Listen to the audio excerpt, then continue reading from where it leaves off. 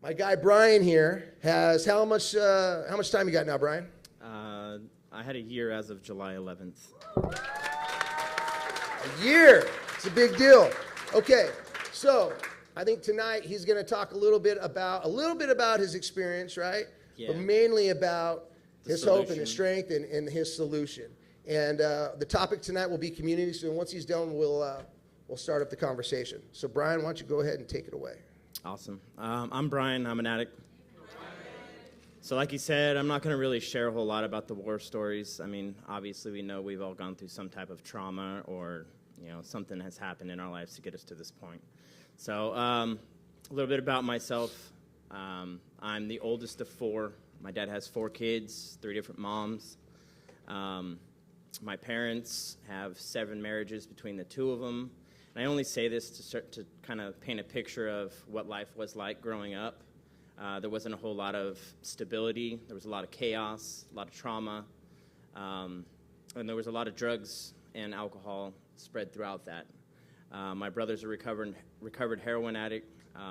My mom's 3rd husband was a crack addict, and he actually is the first person to introduce me to a hard drug.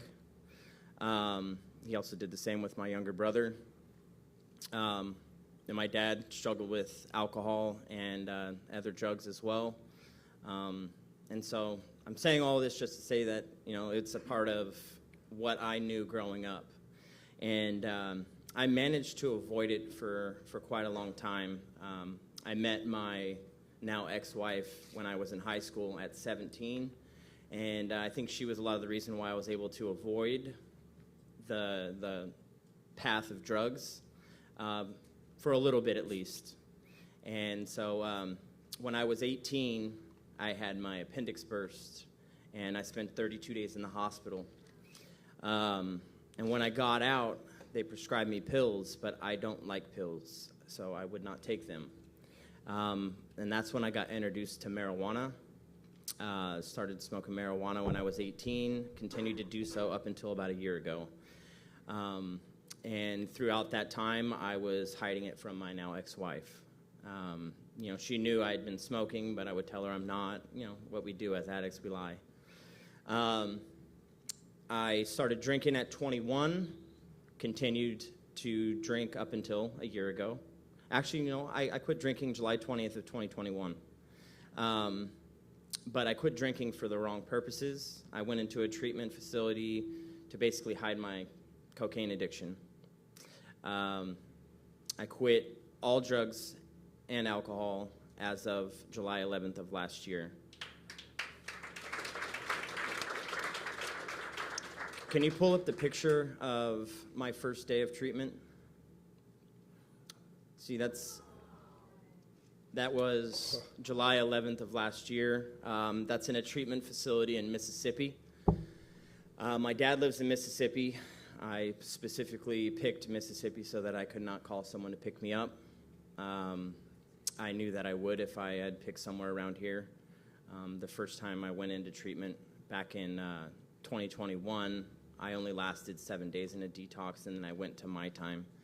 But I was able to go back and forth to home. I wanted to be isolated to just recovery. About 2 weeks in, I knew I had surrendered. I'd hit my bottom. And I think what really started the downward spiral was the end of 2022. I lost my grandmother. She was my rock. She was everything to me. She lost her battle with Alzheimer's. She didn't know who I was whenever she passed, but at her funeral, I was high. I didn't want to feel anything, to be honest with you, and I still haven't even fully grieved the loss of her. I'm still getting used to what it's like to be clean and sober. I'm figuring out who I am because my whole adult life I've done some drug of some sort. And so, this is the first year of my life where I have nothing but me to deal with. And it's actually kind of nice, I don't have to wake up worried about what's going to happen, where I'm going to get my next fix. I get to focus on life and appreciating life for what it is, and it's amazing. And so what I really wanted to talk about tonight what I think is super important in my recovery. There's a number of things, but I would say number one on my list is a personal relationship with God, with Jesus. And I've done that, and I've accomplished that by, one, getting into the Word. The only way to know God is to read His Word. Being obedient to God, so by listening to Him, and then living in a way that honors Him. So I try to be kind, I try to be non-judgmental, I try to be forgiving. All the things that Jesus was when He walked the earth. If I am able to live in a way that somewhat compares to Jesus, my life's going to be better. At least that's what I've found over the last year. And, I do that by, I'm doing a faith-based 12-step recovery called Regeneration at Cross City Church. We just completed our 6th step, which is repentance. And repentance is to turn away from sin and then turn towards God. And the only way to do that is to know God. And so how I'm able to accomplish that is through communication with Him, prayer. I meditate on His Word. I surround myself with people that have the same goals in mind of having a relationship with something bigger than themselves. To me, it's God. Not everybody believes in God, but we're all living in a way or trying to live in a way or searching for a way to live in a way that honors God, whether or not you believe in Him or not. And so that's been instrumental in my recovery. And so that leads, number 2 for me is community. During my addiction, I surrounded myself with people in addiction. That's all I had around me. I look back on it now, and that's literally every single person that I used to hang out with is still in their active addiction. I still got love for a couple of them, but I don't hang out with them because I have to be selfish. In order for me to maintain sobriety, maintain recovery, maintain the life that I want to have, I have to avoid the people that helped influence my decision-making. So I surround myself with people like you guys. I am going to meetings almost every single day. I've lined out what I do for my recovery in meetings that I chair. I'll just go over it briefly. Sundays I go to HA. Mondays I do Regeneration. Tuesdays I come here. Wednesdays I go to an AA meeting. Thursdays I go to HA. Friday I go to CA. And Saturday I go to church. Saturday evening I go to church. I do something every day for my recovery. I work hard for it. And that's what is key for me in maintaining this level of sobriety. Like, it's not easy. But I know that I can trust God has a plan for me and that He's got a path for me. And I do that by surrounding myself with people like you guys. People that want to do something better with their lives. People that understand me. People that can empathize with me because they've been there. They may not have walked the same path as I have, but they've walked a path that led them to this point. What was that picture up there? Is that My Time? That's my time after I coined out. What was the community like at My Time? It was amazing. Yeah. I would pray every morning with Jeremy. He's awesome at leading prayer. We'd go over the daily reflection. A lot of the people that are in this room I know from My Time. I lived in a sober living house for a brief period, about a month and a half. There's a couple guys in here that were in that sober living with me. I just got beat by a guy playing ping pong over at My Time, right? Yeah. Yeah. Yep. Shaggy? No, it was... Steve. No, well, Steve. But there was another guy. There was another guy who took... Yeah, but My Time was great. They helped equip me with the tools, but I had to learn how to use them. Because once you get outside that bubble, that's when the real work starts. You're protected in there. I was able to leave and go home and all of that stuff. I wasn't in a sober living at first. Once I sold my house that my ex-wife and I had together, I went into a sober living until I could buy my own home, which I've done now. I couldn't have done that on drugs, though. Yeah, I would have never thought about buying my own home and starting a life on my own. I have someone that's a little over a year clean as well, living with me, and possibly having another one with a year clean going to be living with me. That was God's plan. Number 3 that I found is super important is the difference between knowledge and wisdom. So knowledge is knowing that alcohol, weed, cocaine are all drugs. Wisdom is knowing that I'm powerless over them. Knowledge is knowing that a tomato is a fruit. Wisdom is knowing it doesn't belong in fruit salad.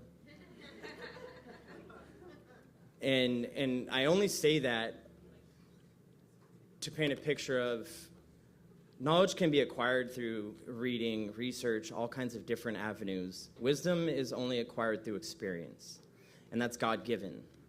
I think we talked about this back a while ago when we were in the book of James, about the value of wisdom. Book of Job. Book of Job, okay. And how he determines the value of wisdom. It's greater than any material thing you can get. And it can only be acquired through experience. And so that's why I'm able to look at my life and my experiences, all good and bad, and not feel shame or guilt over them. I can forgive myself. People have often asked me if I have regrets. Well, sure, I have regrets, but I don't live in regret.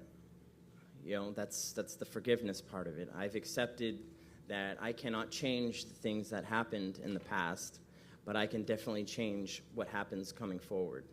And I've only learned this through acquiring wisdom. I had to experience the pain, the suffering, the struggles, the shortcomings in order for me to understand that. It humbled me. I thought I had it all together. I put on this mask that I had my life together, look at me, I'm in nursing school, blah, blah, blah, blah, until I wasn't. Till God had to say, no, slow down, I'm in control. And that was a tough pill to swallow, going through losing my grandma, getting dropped from nursing school, and then having my now ex-wife ask for a divorce after 20 years. Can you find any gratitude in that? Oh, absolutely. The struggle got me to this point. I'm grateful. I've even told my ex-wife this, thank you for saving my life. Because had she not left, I would not have changed. I would have been stuck in that cycle of thinking I can get away with doing what I was doing. I have no ill will towards her. I know that she's struggling to forgive me still, and that's fine. There was a lot of hurt there. But all I can do moving forward is show that I've changed through my actions and not my words. By helping other people, I now sponsor 3 guys. I've got an amazing sponsor who showed me... The bathroom is over there. Yeah. Who showed me how to live in gratitude. It started with the gratitude list, and that's what I start my sponsees off with is gratitude lists. It's a change of mindset. What are you grateful for today? Seriously, what are you grateful for today? Think about it. And that's why I'm able to say that I'm grateful for my divorce. I'm grateful, and it doesn't have to be good things that you're grateful for.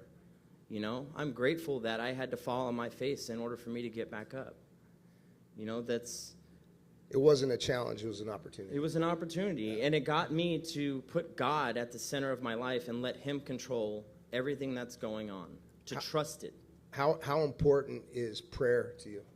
Oh, every day, no matter what. I have to go to God every day with anything at any time I'm struggling. Even when I'm not struggling, thank you, Lord. Thank you for a good day. I don't deserve it, but you give it to me anyway. So I pray every morning, I pray throughout the day, and I pray at night before I go to bed. Usually while I'm laying there, just before I go to sleep. I pray for other people. That's one of the biggest things that I've learned in this process is to get out of self, to really acknowledge other people, to empathize with them, to love on them till they can love themselves, because that's what happened for me. The inner dialogue I had during my addiction was terrible. I told myself horrible things, and I believed them. I bought into the lies, and I don't have to live that way anymore. So with just wrapping up here, what is the 3 things that you would tell anybody in here who has 90 days or less? What's the one thing you would tell them? We're going to go through this real quick. One thing? One thing. 90 days or less. Have an open mind. Have an open mind. What would you tell somebody with less than a year? A little bit more experience. With a little bit more experience, don't think you got it, because you don't. And then what is the number one thing that what's the one message you want everyone here to take away from? You can change your life if you really want to, but you have to want to. You can't have someone that's telling you you need to. You have to want it with all your heart. And God will he'll transform your heart if you let him. Did you learn all this in community? I learned this in community. I mean, you do a lot of, Sunday through Friday, you're doing something every night. Well, and that's why community is so important to me. Surrounding myself with people is probably the biggest and most important thing in my recovery. It got me to the point where I could love myself. Community is love, and I'm so grateful for it because, like I said, I walk into a room and people are happy to see me, genuinely happy to see me, and I'm happy to see them. And, it's contagious. If you can spread positivity, you breed positivity. And so that's what I try to focus on, staying active in the community. A lot of you guys know me in here because I show up. I just show up for myself, and I show up for other people. And so that's basically what's kept me on the right path, the path that God has laid out for me. And it's only because I trust him. Absolutely. Let's give it up for Brian. Yeah.